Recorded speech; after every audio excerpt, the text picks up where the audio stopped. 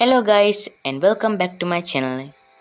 So in today's video we are taking a nostalgic journey through the history and evolution of the PlayStation Portable, or most commonly known as the PSP. So before we begin, don't forget to subscribe, like and hit that bell button. The beginning of the PSP. PSP was officially unveiled at E3 2003 and launched in Japan in December 2004, followed by North America in March 2005.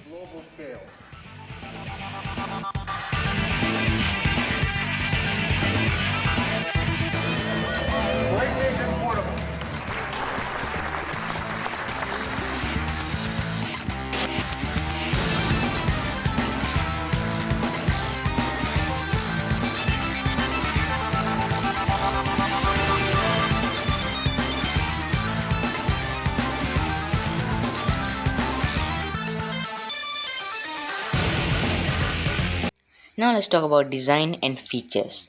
Sporting a 4.3-inch TFT LCD screen, the PSP was designed to deliver console-quality gaming on the go.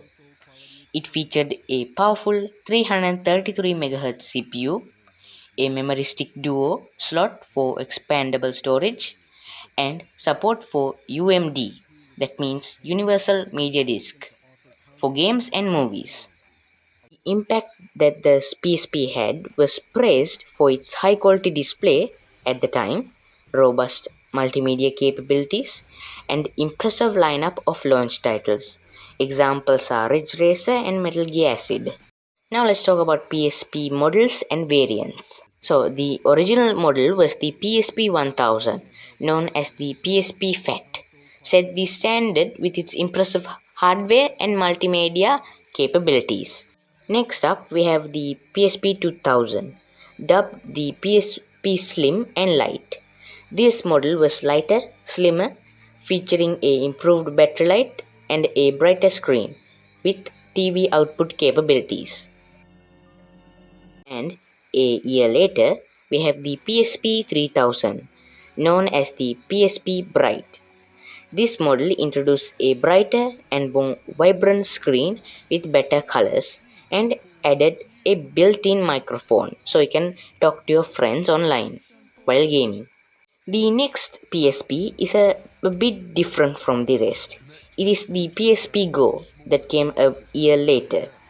A significant departure from previous models, the PSP Go featured a sliding design, no UMD drive, and relied entirely on digital downloads from PlayStation Store.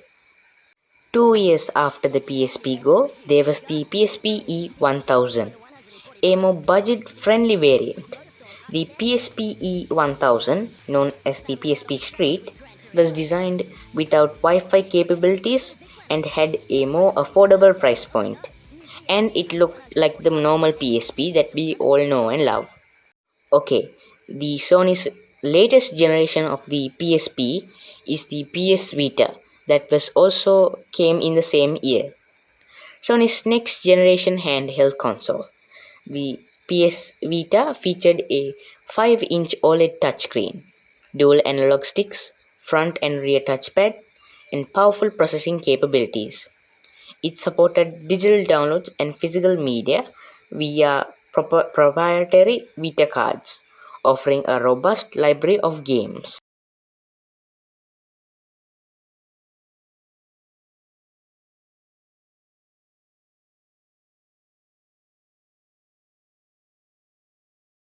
Now let's talk about library and its impact. First is the gaming library. The PSP boasts an impressive library of games, including iconic titles such as God of War, Chains of Olympus, Crisis Core, Final Fantasy VII, Monster Hunter Freedom Unite, and Persona 3 Portable. Let's talk about cultural impact. The PSP bridged the gap between console and handheld gaming, offering portable gaming experience that was previously unmatched in terms of graphics and gameplay quality. Well, so that's it. So in conclusion, the PlayStation Portable, or the PSP, remains a beloved piece of gaming history remembered for its innovative versatility and contribution to the evolution of handheld gaming. Its impact on the game industry continues to be felt, as it set the stage for future portable gaming devices and the integration of multimedia functionalities.